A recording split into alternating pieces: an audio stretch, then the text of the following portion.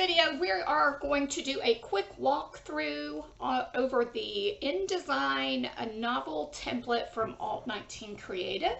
This template is set up to help you with book design in Adobe InDesign. Included with your template is an instructions form, and let me pull that up real quick. So this is a step-by-step instructions, and this walks you through basically the process that I use for my formatting jobs and how I use my the template. Okay, so it goes step by step, and also too, as part of this, there are some videos that I have on my YouTube channel. So you can go to my YouTube channel, which is just Alt19 Creative on YouTube, and there's tons and tons of videos on how to use different things. And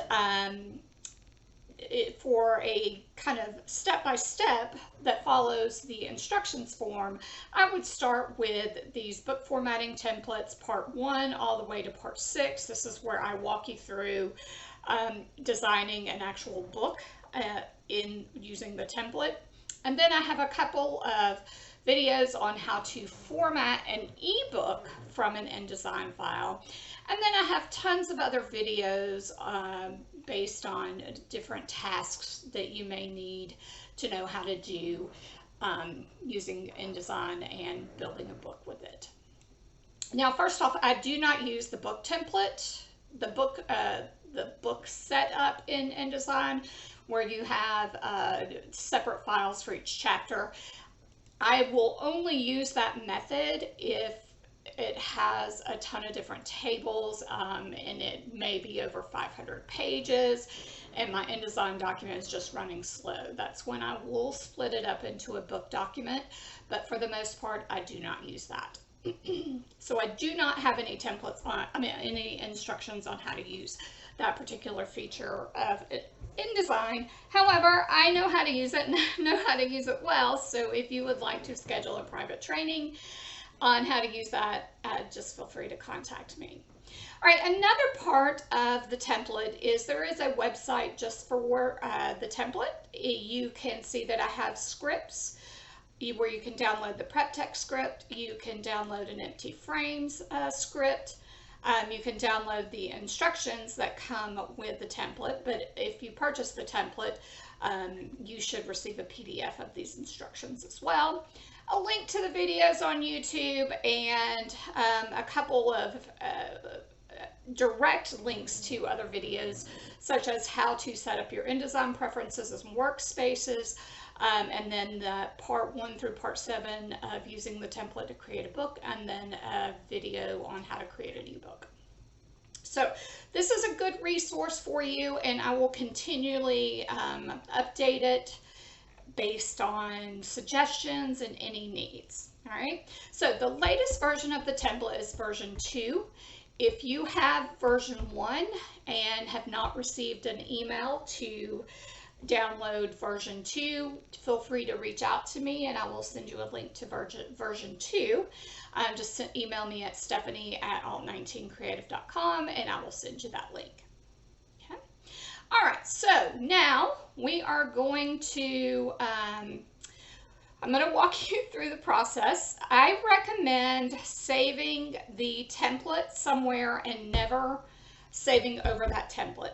If you want to create your own template based on that template, just open it as not as a template, so you can just, I have it on my screen, on another screen. I have a shortcut to it, so you can just click on that, you know, you can open up the file and it's going to open up as an untitled document. All right. If I wanted to open up the template and make tweaks, I would need to go to File, Open, and open up Original. You do not want to open up the original template because you always want that as a backup just in case something screws up in the one that you're doing. So to save your own template, you can go to File, Save As, and down here where it says Save As Type, you can change it to Template, and that will create your own template. Okay, so here is the template. There are This first page has a long paragraph, and basically it says this is a half title page. If you don't want a half title page, you delete 2 pages out of the document using the Pages panel. So if you didn't want a half title page, you go to the Pages panel, select FM1 and FM2, and just delete them out. That will delete the half title page of this particular template. Now, what is a half title page? Half title page is simply what it states. A title page, basically, only a smaller version. So on a title page, we typically have a book title, subtitle, and author name, sometimes a publishing company, a series title. That's what the title page usually includes. A half title page is just the book title, usually set in a smaller font. And the purpose of it is it acts as a signature page for the author. So let's say the author goes to a bunch of book signings. They can always just open up, see that half title page, and that's where they can sign and leave messages for their readers. So I prefer to keep half title pages because I like to keep title pages clean, and half title pages just allows the author to, you know, be able to write a longer message without covering any text on the title page. All right. So you can, if you want to keep the half title page, just select everything within this paragraph and type in the book title. So we're going to say, I'm just going to use my own book. And so that's the book title. All right, now scrolling on to the next page, this is the real title page. So we're going to type that in again. And then I'm just going to type book 3 of the My Life series. And then the author name, Victoria Anders. Okay. All right, so it's important to input this information and keep the styles that are set up. Okay. So you'll see in the paragraph styles, we have a folder called title page. So it has book title half, author, and subtitle. So just make sure that the styles are set up properly, because these create text variables that are used throughout the document, which I'll talk about in just a little bit. And if you change the style of these, those text variables will not work. All right, so this is subtitle, and then this is author name. Now, if you don't have a subtitle, just come in and delete this line. Okay. All right, so the next page of the template is the copyright page, and you will see that you cannot select this text right here where it says My Life is Marley, and this is a text variable. So anything I input here will automatically fill in here. Anything I input in the subtitle will automatically fill in here, and then the author name will automatically fill in here. If these text variables are not working, then chances are the style name has changed for these, or you did not keep the style name that was in the template. So all you would have to do is make sure that book title is set to book title, subtitle is set to subtitle, and your author name is set to author. And that's what keeps these variables intact. For this dedication page, you just select dedication and type in whatever you want. Okay, and then you can delete this out. If you have any additional pages that you want to add to the front matter, just come to the end of this dedication page, hit the enter key on the number pad. That creates a page break, and just start typing.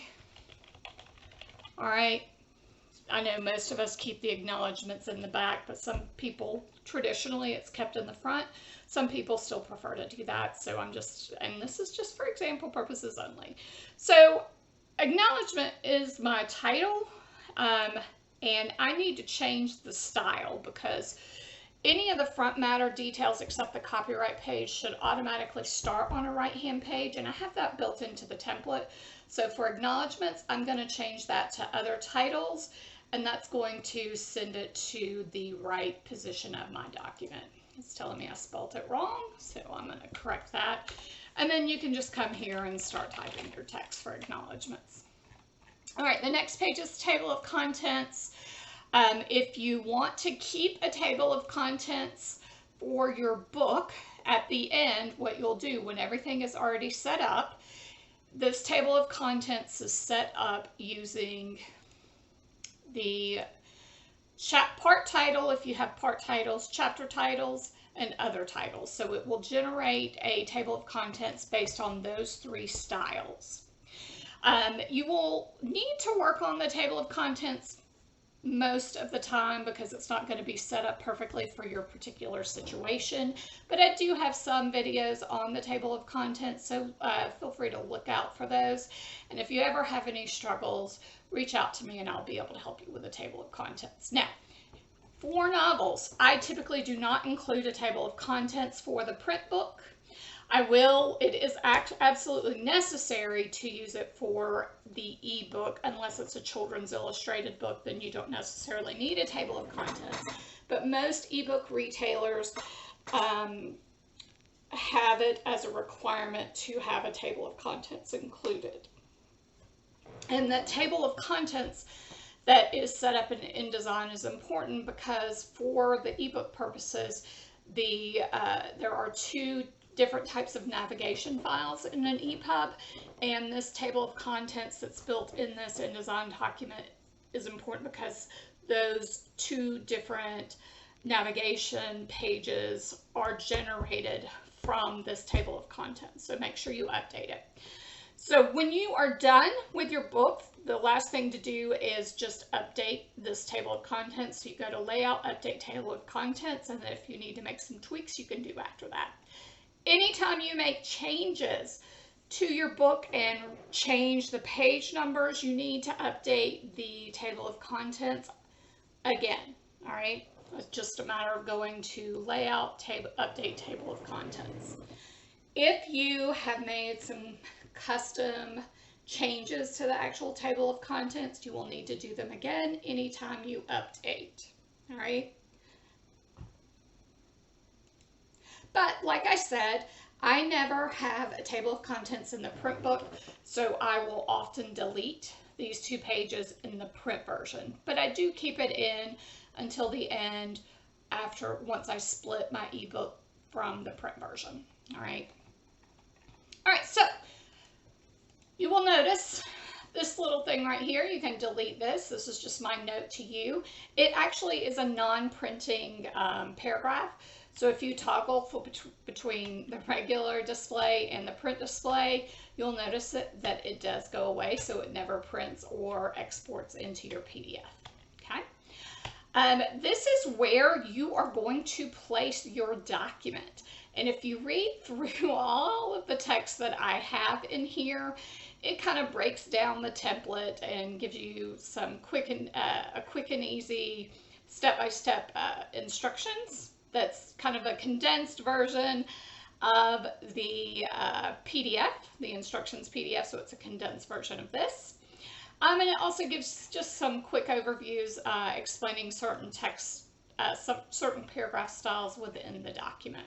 All right, so this is the main text frame where the majority of the document is going to go. Majority of the book is going to go that you need to that you're using this template for.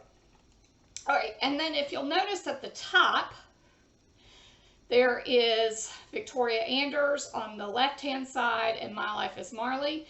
So these are the text variables that are already set up, and they are all in our master pages, because you cannot go to this page and select this directly. Okay. In here, I just go over a couple of the styles that are set up. Like I have a block quote style, and a block quote is typically indented further than your regular indentation, and it's also indented on the right-hand side just a little bit. So if I was to expand this particular paragraph so you can see it go to the next line, you'll notice that it's indented a little bit right here. I also have a series of block quotes set up if you ever need to do something such as a letter. All right, so here is the block quote first line paragraph style followed by block quote middle. And then the next paragraph after your block quote middle that takes you back to your regular book text, you'll always want to have it set to chapter text space above. That will give that separation between the block quote and the main text. Also in this template, I have two different types of text message styles set up. The first one is just a simple one where it's offset similar to a block quote. The person's name is actually bolded in a semi-condensed font, followed by a quotation, a colon, and then the text would be here. So you would want to have the text messages when your manuscript set up where it has the person's name who's sending the text followed by a colon before the start of the actual text message. So you can utilize these styles, because if you don't have a colon, the text variable is going to be over the whole thing until it sees a colon. So the colon is important. That it, I'm sorry, not text variable, but it is called a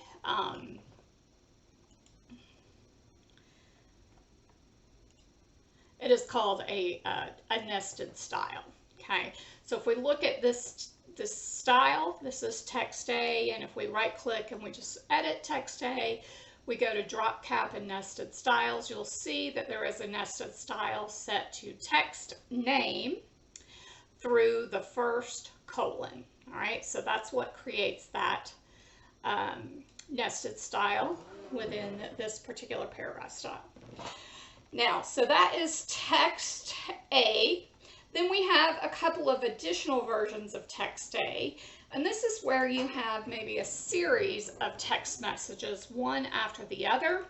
You'll use text A1 for the first text in the list, followed by text A2 for all the subsequent messages after that. And then the next paragraph after the text message series, it would need to be set in chapter text space above to give that separation. Now, I also have another text series set up, so you can choose between either using text A or text B. And so this is text B. Okay, it's where we have actual text bubbles used. So you'll notice this is text B light first. So it has space above, and it has, I believe it is 30% shaded. I can't remember if it's 30 or 15. Let's look real quick. This is under paragraph shading. All right, so text light is set to 15% gray, whereas text B dark is set to 30% gray. And then they're offset like in a real conversation, okay? And then there is rounded corners followed by one corner that is actually square. The cool thing about these types of text messages is that they do translate, both of these actually, text A and text B, they do translate into an EPUB format. However, InDesign does not put in the padding necessary for these particular, for this text B style. So you will need to go in and change some details on the CSS of your EPUB for these particular styles. You'll need to add padding.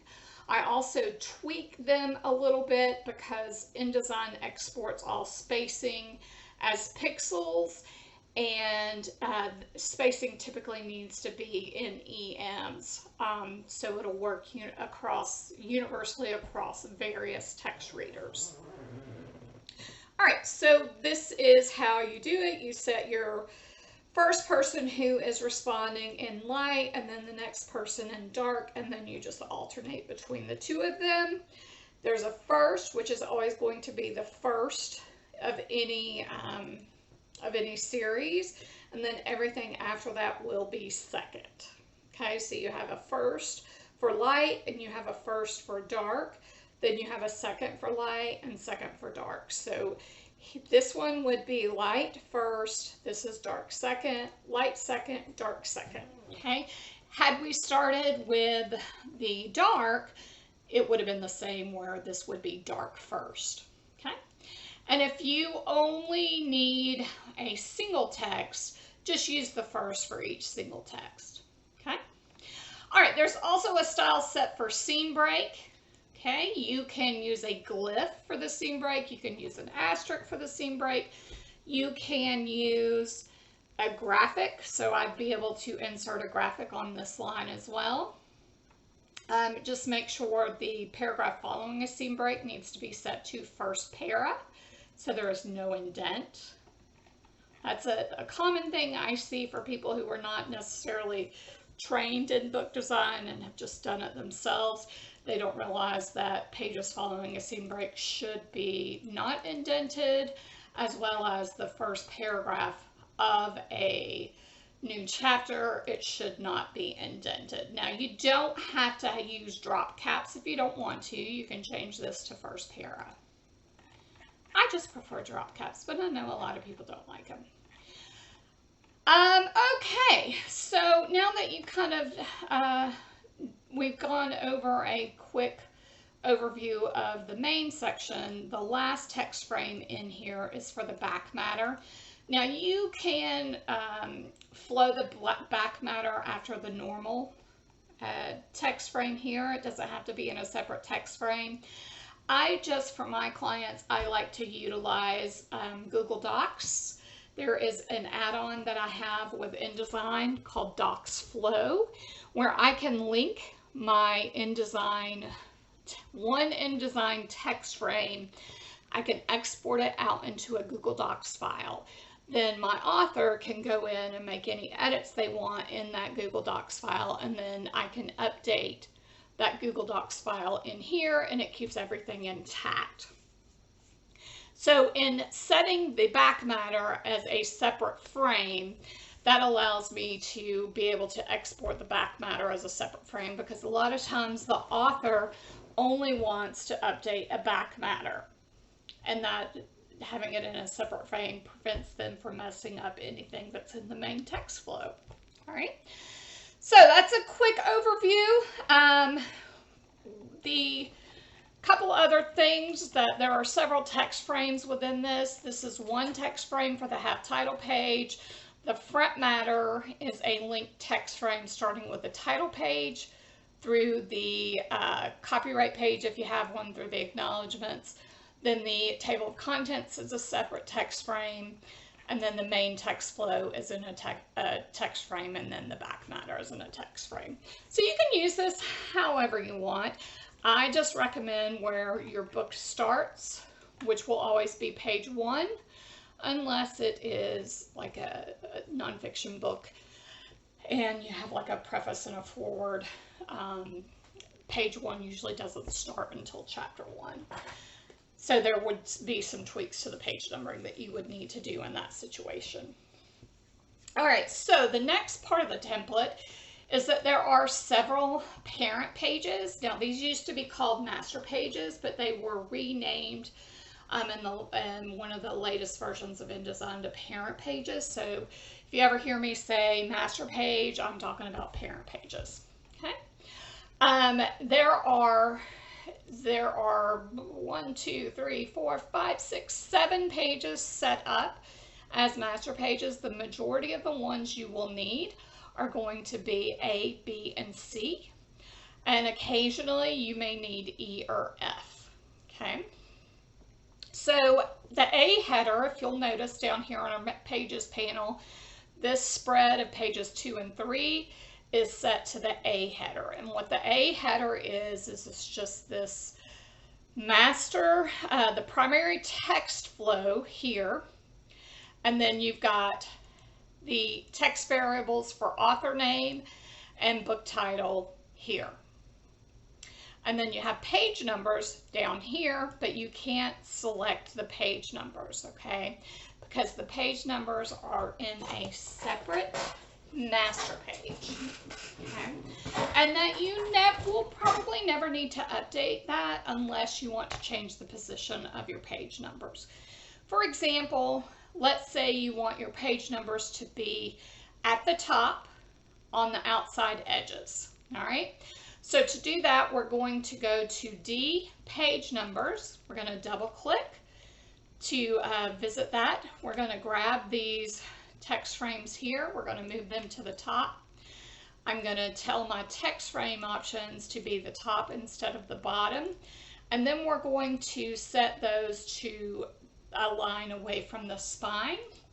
And then we'll redefine the style for the page numbers. And what does that do? That gives us the page numbers up at the top. Okay. Now, when you do that, we lose the page number down here at the bottom for the chapter title pages, and that goes to the top here. In that situation, I prefer to either not have this page numbered, or for these pages only have the page number here, because this is a faux pas in book design to have a page header on the chapter title page. So we are going to adjust that.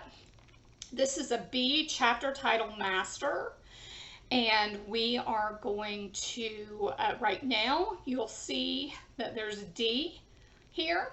So what that means is that chapter title B utilizes the page numbers for its master page or parent page. So you can remove that by going to the options based on parent, none, and it will remove that page number. Okay. You would also need to do that for the E title and the F title. And you have to do it one at a time. So your E title, which has page numbers on it as well, you would need to tell it to do none. You can also add it. Let's say you did want it on this chapter title page, but you just wanted it on the bottom. You can just add a text frame where you want it. And we're going to left align it. Actually, we're going to select that page number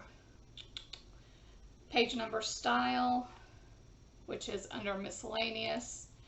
And we are going to go to type, insert special character, marker, current page number. And that will add that page number to that particular, any of the pages that are based on that chapter title master page or parent page. Okay. So get to know these parent pages. You can create your own and build more, but for novels, this is typically all I ever need. I have an e-title no ornament page set up. So if you did want to add some sort of design to your chapter title pages, you would put them on your master page. So here is my master page. And then they'll show up on every single page. Now I wouldn't do it like this because it's covering the text here, but this is just for example purposes. And if you also wanted to include it on any of the front or back matter pages, you would put it there, but as this one says e-title no ornament, so that would be basically a chapter page without the decoration. Whereas F would be the chapter page, a title page with no decoration or a page number. So you could come in and add this page number back to the parent page, and there you have it. So this one would be with a page number, and this would be without, and then B chapter title would be with the little dude here. Okay. All right, so the biggest part of this template is all of the styles that are already set up. So let's take a quick look at those styles. We have all the main styles here. We have chapter text, and this is the main style for the entire template. So if you make a change to chapter text, It's currently set to Adobe Garamond. If you don't want to use Garamond, you can come in here and change it to whatever font you want to use. You can change it to Warnock, whatever font you want the main font to be of your entire book. Okay. And when you change it in chapter text, it's pretty much going to change in all of these other pages as well. Okay. Some it doesn't, like the text messages and anything that wasn't originally set up to use Adobe Garamond. Okay. But for the most part, whatever you change it to in chapter text is going to change throughout most of these paragraph styles. So in paragraph styles, we have chapter text space above, which just puts a line space above. First para has no indent. First para space above has no indent with a space above. First para drop cap is if you want to set that first paragraph of a chapter title of a chapter and with a drop cap, and it uses a series of drop caps as well as nested styles. So it sets the first 3 words in the all caps character style, and then it sets the first character. It does a 3-line drop cap. So you could easily change this to 2, you could do 4, whatever you wanted in your design. The next thing is first para drop cap 2. And the difference between these is that this one does 2 characters. So if you have a paragraph in your chapters to start with a quotation, then you would use drop cap 2, so it will do the quotation as well as that first letter in a drop cap format. Now in some cases, if the quotation looks odd, or if the font that you're using for drop cap doesn't have a quotation, which is common if you use kind of a specialty font that may not have all the extra punctuation characteristics, you would need to set up a character style just for that drop cap, for that quotation in the drop cap. I sometimes will actually make that quotation smaller, and I will do so by creating a character style just for that quotation. So if you ever want to know how to do that, I'll probably have a video about it. If not, feel free to reach out to me. We also have centered, if you ever need to center anything. The general rule is you never want to center more than 3 lines. Okay, that's a good rule of thumb to use. You don't want to center multiple, 5 lines of a paragraph. It just makes it more difficult to read. And then we also have a centered space above. Then we have several folders. We have headings, which are the chapter number, chapter title, part number if you ever need it, part title if you ever need it, and then other titles. Then we have a miscellaneous folder if you ever need to do a numbered list. Now I don't have bullets in here, but if you ever need those, you can either create them yourself or you can request it, and I will definitely add it to the template.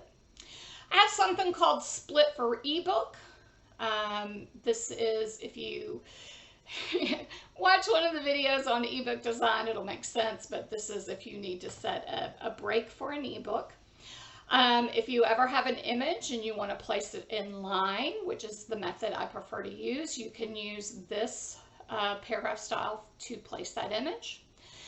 Ornament split for ebook. Again, this is something for the ebook design, and I go over in more details in some of our ebook videos. Then we have several copyright ones. These are all utilized on the copyright page. We have the page header, which is this up here. So the author name and book title. You can update the font used, or you can take off the all caps, or you can set it to italic or small caps by editing the style in the header. And then page numbers, same thing. Page numbers are typically always based on the header. So if you change the font for header, it will also change the font for page numbers. Dedication, again, here's another one for ebook. And then scene break. So you set all your scene breaks to this particular paragraph style. All right, then we have the block quotes and text messages that we've already gone over. These are all those styles. Then we have all the styles for the title page, styles for the table of contents. And then this is new in this version, in this new template version. These are just some styles set up to help you balance pages for the print version. In this particular template, I have settings so there are no widows or orphans. So a widow is where we have a single line by itself of a paragraph that continues to the next page. All right, so one line of a paragraph. But in our template settings, we have keep options set for at the start and end of every paragraph, we need 2 lines. So this setting right here prevents orphans or widows. Now, what is an orphan? It's kind of the reverse of a widow. Widow is at the bottom of the page, where an orphan is at the top of the page. They're considered bad book design. I will never, ever have an orphan in a book design. Okay, I just don't do them. However, I will have a widow if the only way I can balance a page is by having a widow. And when I will only do a widow on a double page spread on the left-hand side of the spread. So I will never have a widow on the right-hand side that leads to the next page, you know, where you have to turn the page. So I will have one here, but not here. Okay, and so this balancing chapter text widow, that creates a widow for that particular paragraph. Okay, now balancing pages, you may think, what does that mean? It means that the end of a page on the left-hand side should match the last line on the right-hand side. So we don't want to end up here on this page and then down here on the right-hand side. We want them to be balanced. So that's what balancing pages mean. To balance pages, you can track certain paragraphs, minus 10 or plus 10, to push them to another line or to shorten them up a line. Or you can use the chapter text widow, but like I said, I only do that on the left-hand page. I do have several videos out there about balancing pages, so if you want some extra help with that, be sure to look for those. This is what is going to separate your manuscript, your novel, your book from the other self-publishers out there, the people who use Vellum, the people who use some of these other automated processes. They do not do widows and orphans as well because it's all automated. So as an InDesign formatter, you have the ability to tweak and customize things as you go. All right. So one last thing I'm going to talk about, this chapter text, since this particular style uses everything, everything uses this style pretty much as a base. There's a couple of things to look at under this particular style. For basic character format, again, this will be the font family, whatever font family you want to use, whether it's Garamond. If you ever need some suggestions for some great book fonts, or if you want to see them how they're printed, I do have a book available on Amazon. It is called But How Does It Print? And right now I'm about to update it, but it's almost 500 pages. And it's just samples of different formatting. Shows you different fonts, shows you how graphics print. So it's a great resource to have if you want to see how different fonts print and what they look like. So it's on Amazon by Stephanie Anderson, and it's entitled But How Does It Print? Okay. All right, so in looking at chapter text, we are, note this leading is 15 points, and let's say you want your line spacing to be larger. If you change this here, you're going to have to change it somewhere else as well. And I do have a video on this that I recommend. It's something about changing your baseline grid. Because all the text in this template for the most part is aligned to the baseline. And we will see that here where it says align to grid all lines.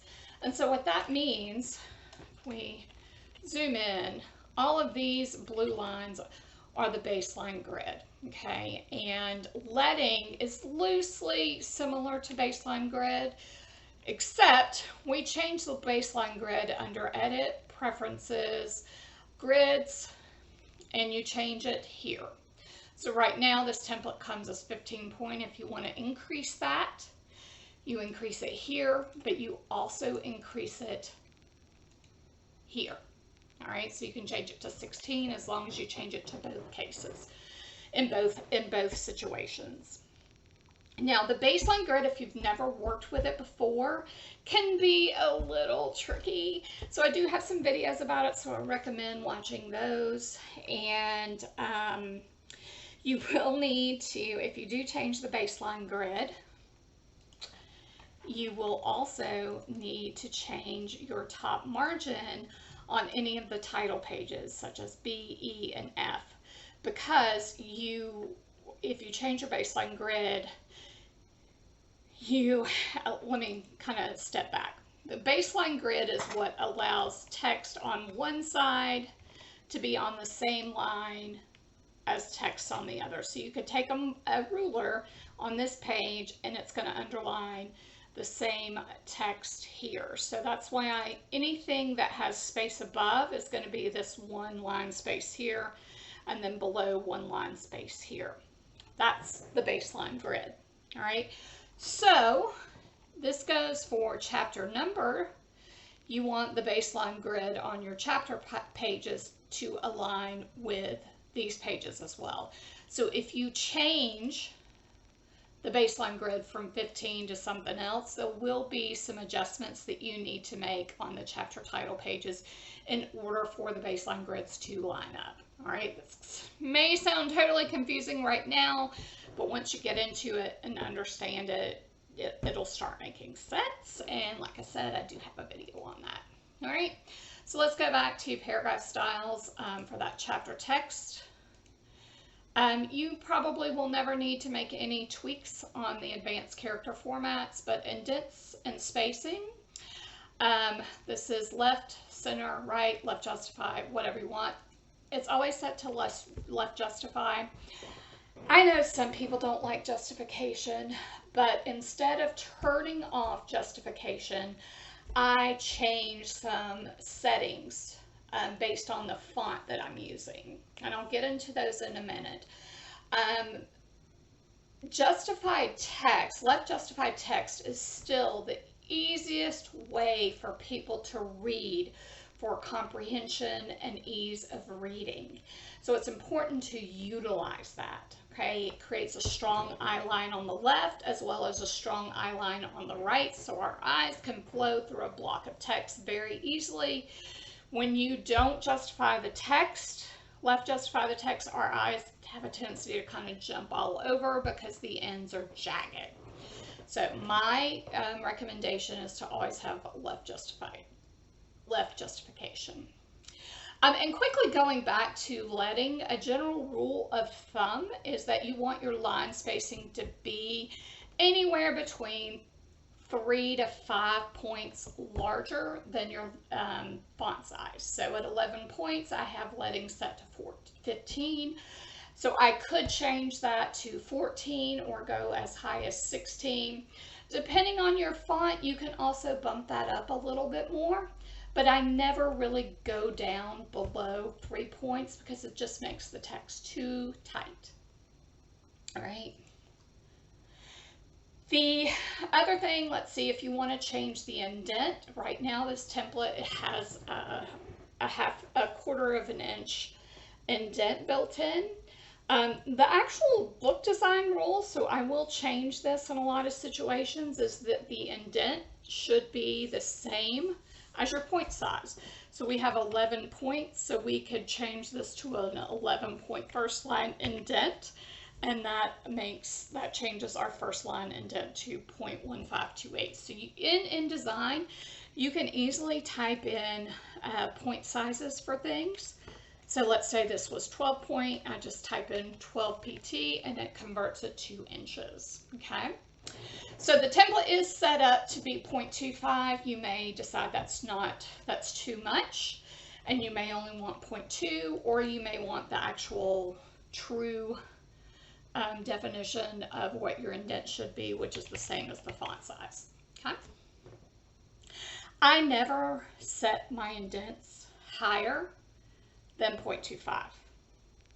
If you do, it just looks bad. Just creates too many rivers of white text in those indented areas, and I just don't like it. It makes it more difficult to read for me. All right. The next thing, tabs, we do not need to worry about. Paragraph rules, paragraph border, paragraph shading, we don't need to worry about. Keep options, keep lines together at start and end of a paragraph. This prevents those widows and orphans. If you don't care about widows and orphans, you can change this to one line, or you can just decheck keep lines together because you don't care. Me personally, I do care about widows and orphans. All right, hyphenation. If I had $1 for every time a client told me to turn hyphenation off in a book format, I'd probably be a millionaire. Well, not quite, but you get the idea. Most people don't like hyphenation when they're seeing it in their own book. However, the majority of books use hyphenation. It's important for justification. It helps with justification. So these are the settings for hyphenation within the book document. This is a good rule of thumb for books that maybe are 6x9 or larger. If I am setting this book to be 5x8, I will adjust these. I will say 5 letters after the first letter, after the first letter, do 2 letters for hyphenation, and last 2 letters for hyphenation.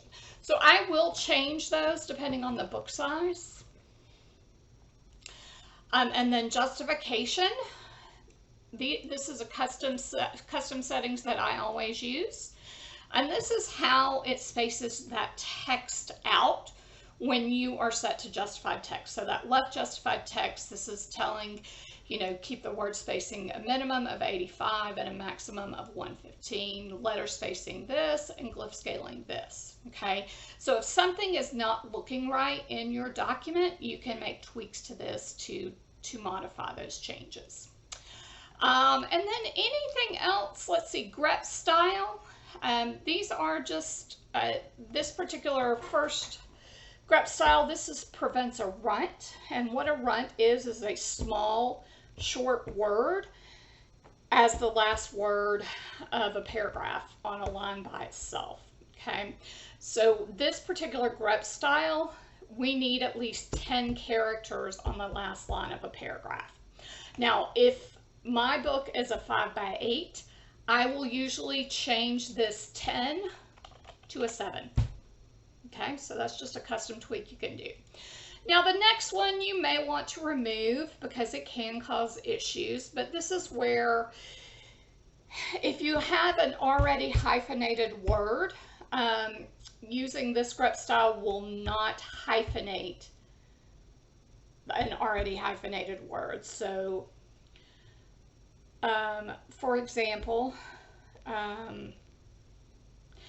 single wide trailer. In that situation, you usually put a hyphen between single and wide, so it would be single wide trailer.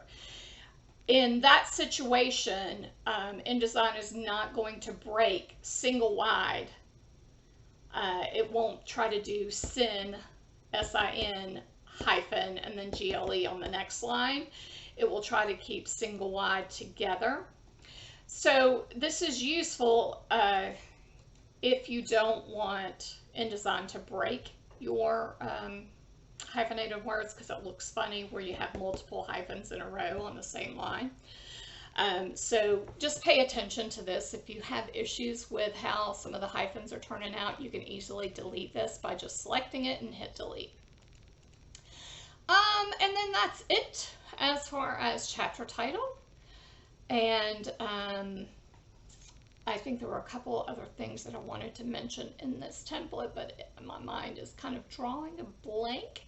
But just watch the videos, and if you ever have any difficulties with the template, don't hesitate to reach out to me. I am very, very passionate about formatting in InDesign, and if I could train everybody how to do it, I would.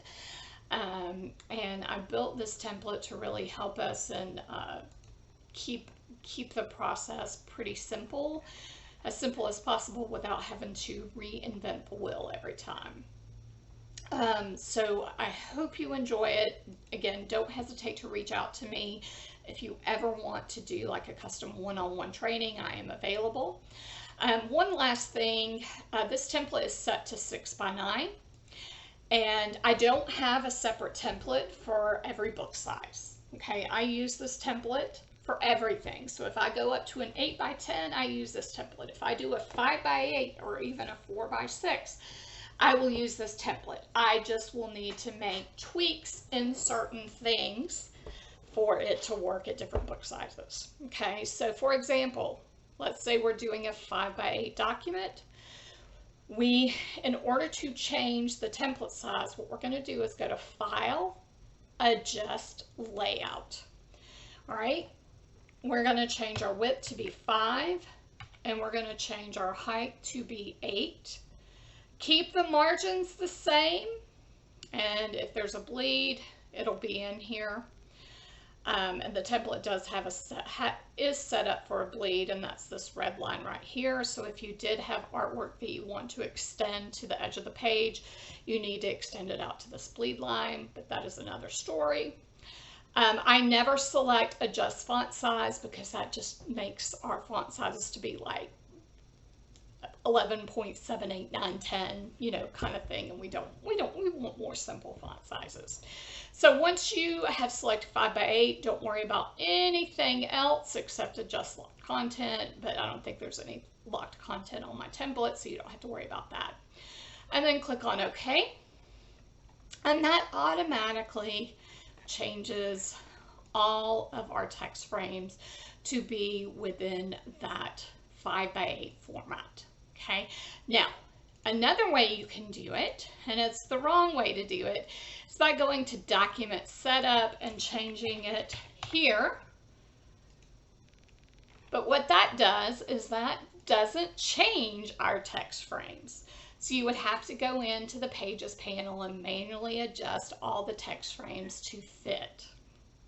But when you go into Adjust Layout, InDesign recognizes those text frames, and it will adjust them to fit to the margins for that particular page. Okay, I hope that makes sense. Again, if you have any questions, don't hesitate to reach out and let me know what you think of the template. I hope it improves your efficiencies greatly. Some of the people that tested it in the very beginning when I first decided to put it out, I have had great responses from them, and it always makes me feel good to know that, you know, the time I've invested in this template is helping people become more efficient with their book design. So keep on trying. The more and more books you do, the faster you will become during this process.